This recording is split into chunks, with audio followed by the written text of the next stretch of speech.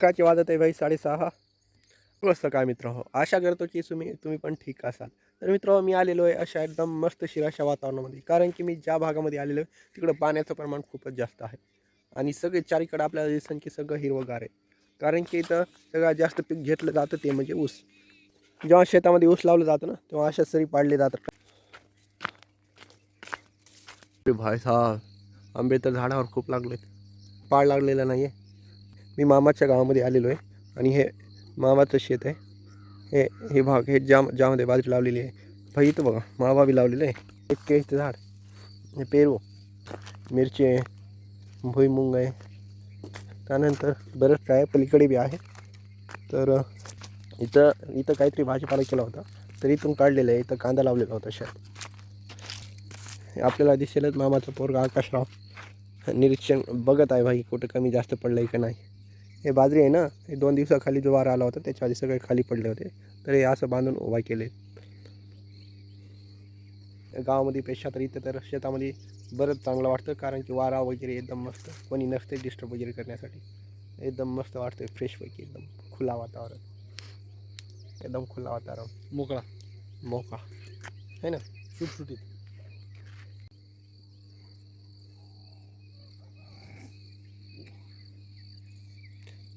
बाजरी काढायला आली ना?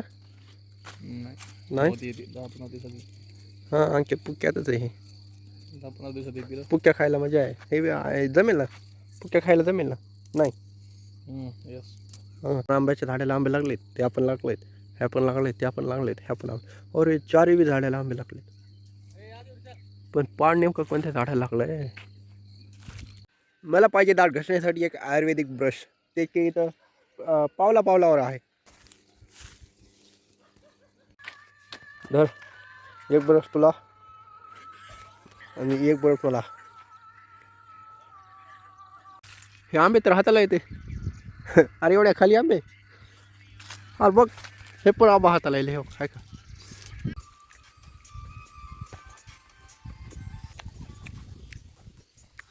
100% नॅचरल भाई, 100% नॅचरल.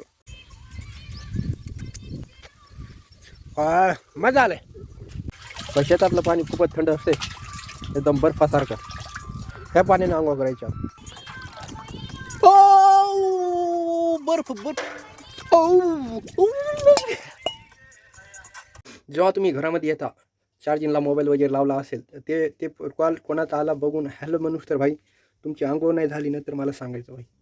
कारण की भाई इथं पत्तरला आग जर लावलं ना असं वाटतंय जणू काय आग आहे ना, त्या आगाची हाय लेवलची जेवढी आग आहे ना भाई, त्या आग डायरेक्ट इथं पोळविला आणि त्याची वाफ, त्याचा परिणाम हे आंघोळ भाई 5 मिनिटात भाई आपल्या अंगामधलं जेवढं मळ आहे ना भाई तेवढं निघून नाही गेलं ना, आपला कलर जर नाही जर बदलला तर मला सांगायचं मग उगत रंग उगत नाही आला बघू. हे बघ कुठून बी पाणीच पाणी. हो दिसायले ना, तसं असते हे सगळं मळ जाते निघून मळ.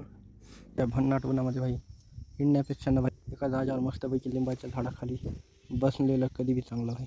त्यासाठी भाई गावाकडलं काम, घरातलं काम उरकलं पाहिजे, नाहीतर भाई भटकावं लागेल भाई उन्हामध्ये. जसं की आता त्या काकू असं भाई, हे बघा उन्हामध्ये किती परेशानी असते भाई. हे बघा तुम्हाला इथं दिसेल भाई 12 वाजले भाई, हाय टेम्परेचर असताना वेळ आहे आणि 12 वाजता पाणी आणतायत. दुपारचे 1 वाजून गेलेले आहेत, तरी पण लंचचा वेळ होऊन गेलेला आहे. तरी पण आपल्या लंचमध्ये आहे आंब्याचा रस, मुंगाची डाळ, चपाती प्लस आंबे. तो गरमी बी खूप आहे भाई. आता जेवण करूच तर आंघोळ झाली पाहिजे पटापट. दुपारचे 3 वाजत आहे, लागले मी झोपेतून उठलो आहे आणि ऊन तर असा भयानक आहे भाई. माझ्या हातामध्ये आहे एक घागर पाणी आणण्यासाठी आणि मी गायरांमधून रानामध्ये चाललो आहे. झाडावरून आंबे पण काढायचे, त्याला पाड लागलेले. दररोज 10-12 आंबे पडतात, त्याच्यामुळे ते आंबे काढायचेत. त्यामुळे आम्ही रानाला चाललो. माझ्या पाठीमागून मामा येतोय, मामा आणि मी जातोय.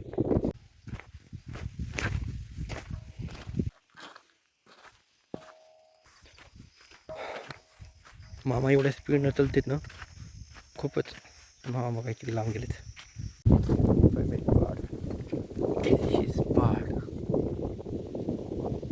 पाड पाड झाडावरून आंबा पडला होता ते त्या झाडावरचे आंबे आपल्याला काढायचे आणि हे पाड पडलाय बघा आणि ते हे झाड आहे.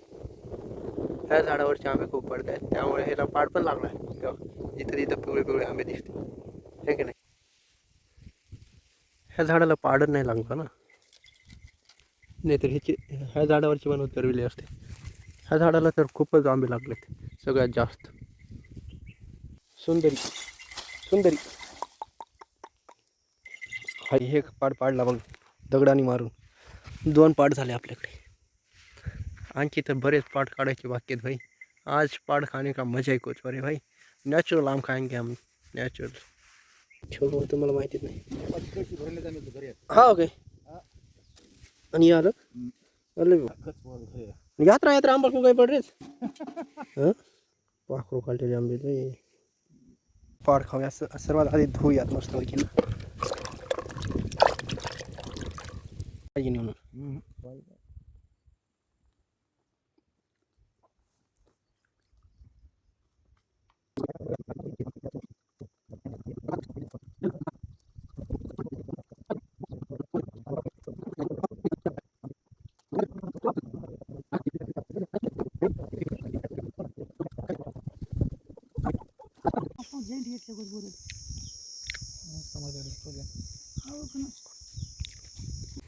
दुपारचे 5:30 वाजत आलेले आहेत तरी पण आंबा उतरण्याचं वेळ झालेली आहे. तरी पण मामा झाडावरती हे पहा मामा बादली घेऊन बादलीमध्ये आता पाड काढतील.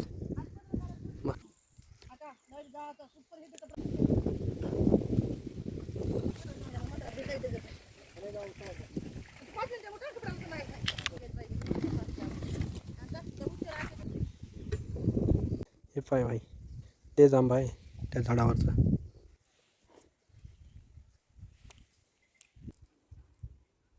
भाई एवढे मोठे आंबे खायलेत ना, खूपच मोठे. पुष्पूर आलिया भटवाला मँगो नाही, ओरिजिनल आंबा. हां आता येणारी एवढी आंबे आहेत सगळी एवढी आंबे खाल्लीत. आणखी आंबे आहेत परंतु वरती आहेत. 6 वाजलेले आहेत. शेतामधून घरी जात असताना वातावरण एकदम थंडगार आहे आणि माझ्या हातामध्ये आंब्याची पोटली आहे. यामध्ये 50+ आंबे आहेत भाई. अर्धे आंबे पिकलेले और अर्धे आंबे कच्चे आहेत. हे घरी नेण्यासाठी आंबे आहेत हे. चला भाई मामाच्या गावाला यायला काही वेळेतच 24 घंटे पूर्ण होतील. त्याआधी आपण शहरासाठी निघूयात. पटापट तयार होऊया. पटापट तयार होऊन झालेलं आहे भाई. कारण की हा कालचा ड्रेस मी घातलेला आता. कारण की आपण घेऊया आपल्या भावाच्या लग्नामध्ये 10-12 जोडी. नो टेन्शन आठवत. सध्या तर गुजारा एक ड्रेसवर करूया. निघूयात मस्तपैकी शहरासाठी.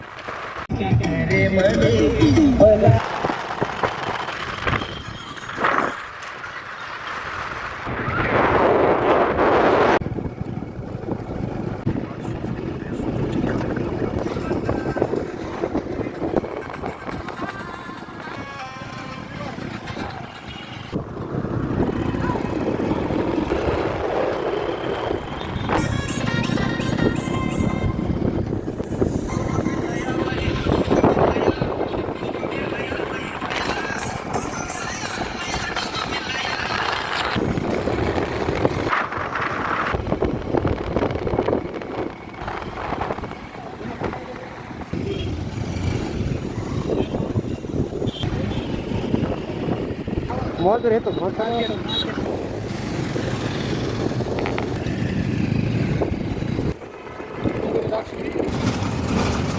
जो पहिले मोबाईल मी आलोय भाई घरी येण्यासाठी वाजलेत भाई 7:30. थोडा वेळ झाला कारण की मस्तपैकी दमानी येत होतात.